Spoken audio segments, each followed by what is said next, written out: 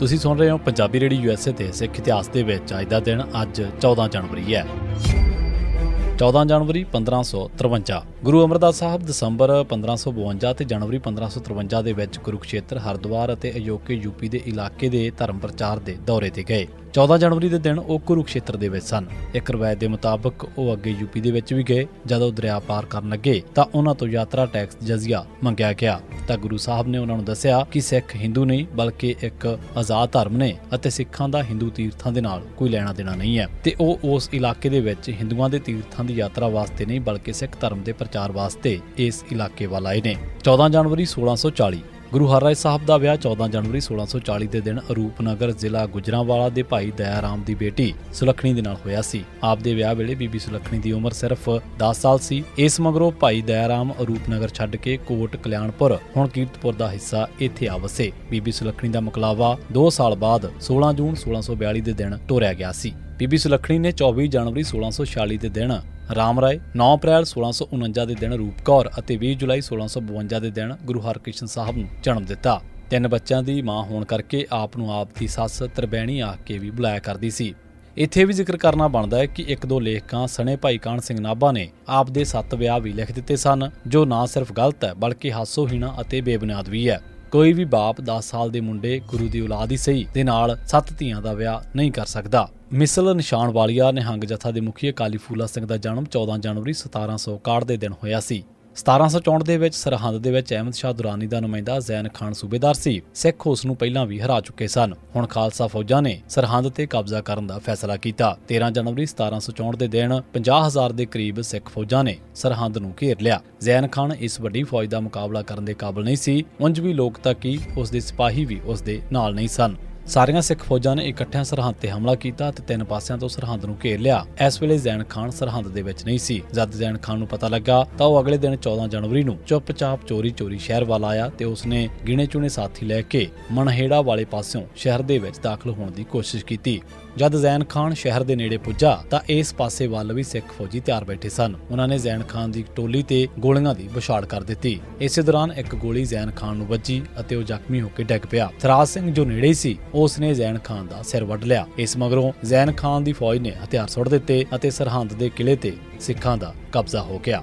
British ਸਰਕਾਰ ਨੇ viceroy ਦੀ ਕੋਠੀ ਵੱਲ ਸਿੱਧੀ ਸੜਕ ਬਣਾਉਣ ਵਾਸਤੇ 14 ਜਨਵਰੀ 1914 ਦੇ ਦਿਨ ਗੁਰਦੁਆਰਾ ਰਕਾਬਗੰਜ ਸਾਹਿਬ ਦਿੱਲੀ ਦੀ ਦੀਵਾਰ ਢਾਹ ਦਿੱਤੀ। ਸਿੱਖਾਂ ਦੇ ਵਿੱਚ ਇਸ ਦੇ ਖਿਲਾਫ ਰੋਸ ਜਾਗਿਆ। ਹਰਚੰਦ ਸਿੰਘ ਰਾਈਸ ਅਤੇ ਮਾਸਟਰ ਸੁੰਦਰ ਸਿੰਘ ਲਾਇਲਪੁਰੀ ਅਤੇ ਕੁਝ ਹੋਰਾਂ ਨੇ ਇਸ ਮਸਲੇ ਨੂੰ ਸਿੱਖ ਪੰਥ ਅੱਗੇ ਪੇਸ਼ ਕੀਤਾ। ਅਗਸਤ 1914 ਦੇ ਵਿੱਚ ਪਹਿਲੀ ਜੰਗ ਸ਼ੁਰੂ ਹੋ ਚੁੱਕੀ ਸੀ। ਲਾਇਲਪੁਰ ਦੇ ਡਿਪਟੀ ਕਮਿਸ਼ਨਰ ਨੇ ਹਰਚੰਦ ਸਿੰਘ ਨੂੰ ਬੁਲਾ ਕੇ ਕਿਹਾ ਕਿ ਹੁਣ ਜੰਗ ਸ਼ੁਰੂ ਹੋ ਚੁੱਕਾ ਹੈ, ਤੁਸੀਂ ਰਕਾਬਗੰਜ ਦੀ ਜਦੋਜਹਿਦ ਬੰਦ ਕਰ ਦਿਓ। ਸਰਕਾਰ ਨੇ ਕੰਧ ਢਾਉਣੀ ਬੰਦ ਕਰ ਦਿੱਤੀ। ਇਸ ਨੂੰ ਮੁੜ ਕੇ ਕਿਵੇਂ ਚੜਾਉਣਾ ਹੈ, ਇਹ ਗੱਲ ਜੰਗ ਦੇ ਖਾਤਮੇ ਮਗਰੋਂ ਸਿੱਖ ਨੁਮਾਇੰਦਿਆਂ ਦੀ ਸਲਾਹ ਦੇ ਨਾਲ ਫੈਸਲਾ ਕਰਕੇ ਕਰ ਦਿੱਤੀ ਜਾਵੇਗੀ। ਹਰਚੰਦ ਸਿੰਘ ਲਾਇਲਪੁਰੀ ਸਰਕਾਰੀ ਵਾਅਦਾ ਲੈ ਕੇ ਵਕਤੀ ਤੌਰ ਤੇ ਚੁੱਪ ਕਰ ਗਏ। ਸੋ ਉਸ ਵੇਲੇ ਮੋਰਚਾ ਲੱਗਦਾ ਰਹਿ ਗਿਆ ਸੀ। 1967 ਦੇ ਵਿੱਚ ਪੰਜਾਬ ਦੇ ਵਿੱਚ ਕਾਂਗਰਸ ਚੋਣਾਂ ਹਾਰ ਗਈ ਅਤੇ ਮਾਰਚ 1967 ਦੇ ਵਿੱਚ ਅਕਾਲੀ ਦਲ ਦੀ ਅਗਵਾਈ ਦੇ ਵਿੱਚ ਸਾਂਝੇ ਮੋਰਚੇ ਦੀ ਸਰਕਾਰ ਬਣੀ। 13 ਅਗਸਤ 1967 ਨੂੰ ਲਛਮਣ ਸਿੰਘ ਗਿੱਲ ਨੇ ਐਲਾਨ ਕੀਤਾ ਕਿ ਅਗਲੇ ਸੈਸ਼ਨ ਦੇ ਵਿੱਚ ਪੰਜਾਬੀ ਨੂੰ ਦਫ਼ਤਰੀ ਬੋਲੀ ਬਣਾਉਣ ਸੰਬੰਧੀ ਬਿੱਲ ਪੇਸ਼ ਹੋਵੇਗਾ। 4 ਨਵੰਬਰ 1967 ਨੂੰ ਲਛਮਣ ਸਿੰਘ ਨੇ ਫਿਰ ਐਲਾਨ ਕੀਤਾ ਕਿ 1 ਜਨਵਰੀ 1968 ਤੱਕ ਪੰਜਾਬੀ ਪੂਰੀ ਤਰ੍ਹਾਂ ਸਰਕਾਰੀ ਪੱਧਰ ਤੇ ਲਾਗੂ ਕਰ ਦਿੱਤੀ ਜਾਵੇਗੀ। ਜਨਸੰਘ ਪਾਰਟੀ ਇਸ ਗੱਲ ਦੀ ਮੁਖਾਲਫਤ ਕਰ ਰਹੀ ਸੀ। ਇਸੇ ਤਰ੍ਹਾਂ ਫਤਿਹ ਸਿੰਘ ਨੇ ਵੀ CPI ਦੀ ਆਗੂ ਬਿਮਲਾ ਡਾਂਗ ਦੇ ਵਿਰੁੱਧ ਇੱਕ ਬਿਆਨ ਦਿੱਤਾ ਅਤੇ ਅਕਾਲੀਆਂ ਤੇ ਕਮਿਊਨਿਸਟਾਂ ਦੇ ਵਿਚਾਲੇ ਖੜਕ ਪਈ। ਤੀਜੇ ਪਾਸੇ ਲਛਮਣ ਸਿੰਘ ਗਿੱਲ ਕਰਕੇ ਹੀ ਫਤਿਹ ਸਿੰਘ ਦਾ ਅਕਾਲੀ ਦਲ ਬਣਿਆ ਸੀ, ਪਰ ਗੁਰਨਾਮ ਸਿੰਘ ਲਛਮਣ ਸਿੰਘ ਗਿੱਲ ਦੀਆਂ ਗੱਲਾਂ ਮੰਨਣ ਦੇ ਲਈ ਤਿਆਰ ਨਹੀਂ ਸੀ ਹੁੰਦਾ। ਅਖੀਰ ਉਹ 16 ਮੈਂਬਰਾਂ ਨੂੰ ਨਾਲ ਲੈ ਕੇ ਫਤਿਹ ਸਿੰਘ ਤੋਂ ਬਾਗੀ ਹੋ ਗਿਆ। ਇਸ ਦੇ ਨਾਲ ਸਾਂਝੇ ਮੋਰਚੇ ਦੀ ਸਰਕਾਰ ਘੱਟ ਗਿਣਤੀ ਦੇ ਵਿੱਚ ਹੋ ਗਈ। 22 ਨਵੰਬਰ ਨੂੰ ਸਾਂਝੇ ਮੋਰਚੇ ਦੀ ਸਰਕਾਰ ਨੇ ਅਸਤੀਫਾ ਦੇ ਦਿੱਤਾ।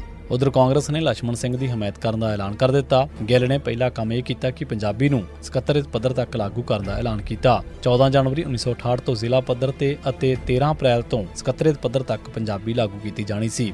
ਇੱਕ ਸਰਕਾਰੀ ਸਮਾਗਮ ਕਰਕੇ ਲਛਮਣ ਸਿੰਘ ਨੇ 13 ਜਨਵਰੀ 1968 ਤੋਂ ਪੰਜਾਬੀ ਨੂੰ ਜ਼ਿਲ੍ਹਾ ਪੱਧਰ ਤੇ ਲਾਗੂ ਕਰ ਦਿੱਤਾ। ਪੰਜਾਬ ਦੀ ਤਵਾਰੀਖ ਦੇ ਵਿੱਚ ਸਿਰਫ ਇੱਕੋ ਇੱਕ ਲਛਮਣ ਸਿੰਘ ਗਿੱਲ ਹੀ ਹੈ ਜਿਸ ਨੇ ਕਾਂਗਰਸੀ ਵੋਟਾਂ ਨੂੰ ਪੰਜਾਬ ਜਾਂ ਸਿੱਖ ਪੰਥ ਦੇ ਫਾਇਦੇ ਵਾਸਤੇ ਵਰਤ ਲਿਆ।